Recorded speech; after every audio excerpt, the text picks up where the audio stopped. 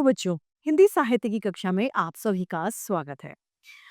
हिंदी साहित्य की कक्षा 6 का अध्याय श्रेय आज हम पढ़ने जा रहे हैं।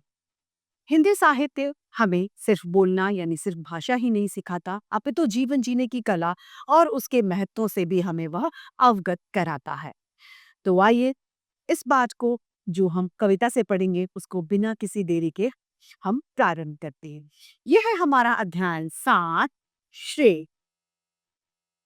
पाठ परिचय के माध्यम से जानेंगे कि इस कविता में बताया गया है कि हमें कभी-कभी हम कोई काम नहीं करते हैं, उसके बावजूद उसका श्रेय यानी उसका जो क्रेडिट है वो हमें मिल जाता है।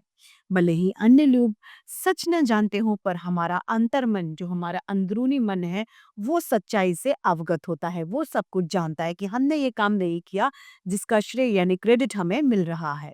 हमारा मन किसी और का श्रेय स्वयं लेने के बोझ को संभाल भी नहीं पाता और हम सभी को बता देते हैं कि यह काम हमने नहीं किसी और ने किया है। तो आइए इसे शुरू करते हैं। कहा किसी ने पेड़ तुम इतने बड़े हो, इतने कड़े हो। किसी ने कहा कि हे पेड़, हे वृक्ष, तुम इतने बड़े हो और इतने कड़े हो यानी इतने कठोर हो। न जाने कितने बरसों से आंधी पानी में सीधे खड़े हो। पता नहीं कितने सालों से तुम बरसों यानी सालों से तुम आंधी पानी यानी तुमने कितनी सारी आंधियां झेली हैं, कितनी सारी बरसात अपने ऊपर झेली है और फिर भी तुम अटूट होकर अडिग होकर खड़े हो अपनी जगह पर। और हाँ, सिर ऊंचा किए अपनी जगह पर अड़े हो। उसके बावजूद भी आपने विपत्ति में कठिन परिस्थितियों का सामना करने के बावजूद आपने अपना सिर नीचे नहीं किया, आप सिर ऊंचे किए अपनी जगह पर अडिग होकर अड़े हुए खड़े हैं। सूरज उदय होता है, चांद बढ़ता घटता है। सूर्य का उदय होते हैं, सूर्य देवता उगते हैं, उदय होते हैं, चांद भी घटते बढ़ते हैं। ऋतुएं बदलती हैं यानी मौसम बदलते हैं। बिजली गिरती है यानी मौसम में बहुत सारे परिवर्तन आते हैं। और तुम सब सहते हुए विनम्रता की हरियाली को ओढ़े। लेकिन इतने सारे मौसम परिवर्तन के बावजूद जैसे सूर्य उदय होता है, अस्त होता है, चंद्रमा घटता बढ़ता है, पूर्णिमा के दिन पूरा चंद्रमा दिखता है, अमावस्या को चंद्रमा घट जाता है, मतलब चंद्रमा का भी घटना बढ़ना होता है। ऋतुएं बदल जाती है, बिजली भी कई बार बरसाती मौसम में बिजली भी गिरती है, बिजली गरजती है। लेकिन वृक्ष जो है वो क्या है, वो सब कुछ सहता है और विनम्रता के साथ हरियाली की चादर ओढ़े हुए अपने पत्तों को हरा भरा रखते हुए अडिग खड़ा रहता है।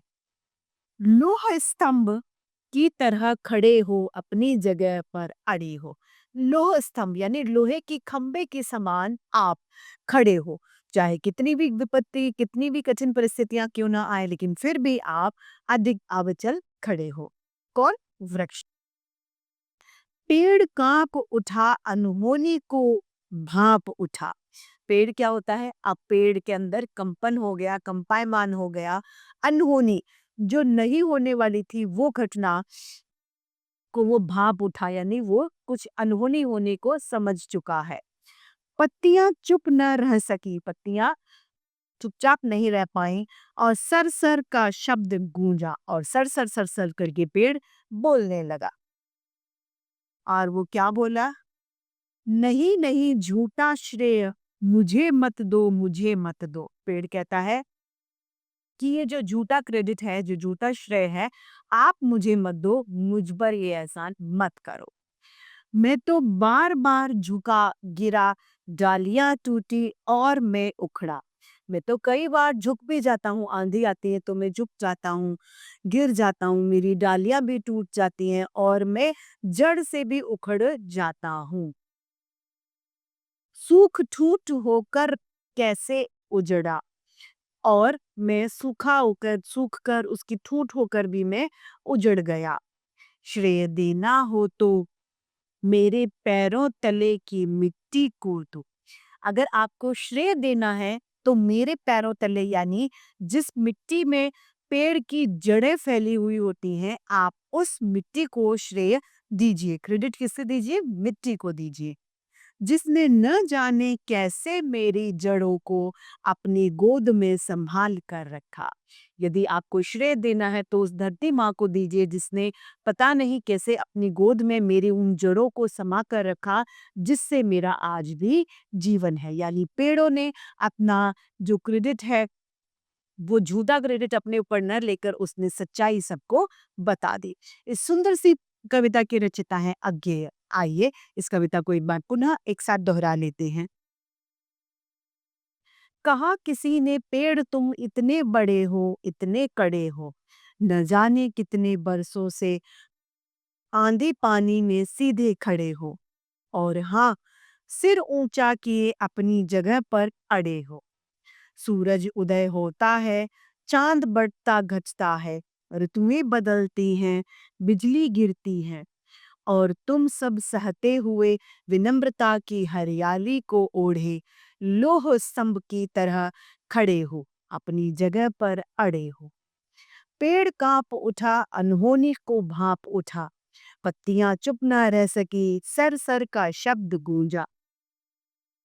नहीं नहीं, झूठा श्रेय मुझे मत दो, मुझे मत दो, मैं तो बार बार झुका, गिरा, डालियां टूटी और मैं उखड़ा, सूख ठूठ होकर कैसे उजड़ा। श्रेय देना हो तो दो मेरे पैरों तले की मिट्टी को, जिसने न जाने कैसी मेरी जड़ों को अपनी गोद में संभाल कर है रखा। तो इन्हीं पंक्तियों के साथ आज की हिंदी साहित्य की कक्षा हमारी समाप्त होती है। फिर से ऐसे रोचक अध्याय लेके आपके समक्ष प्रस्तुत होंगे। आज के लिए इतना ही। धन्यवाद।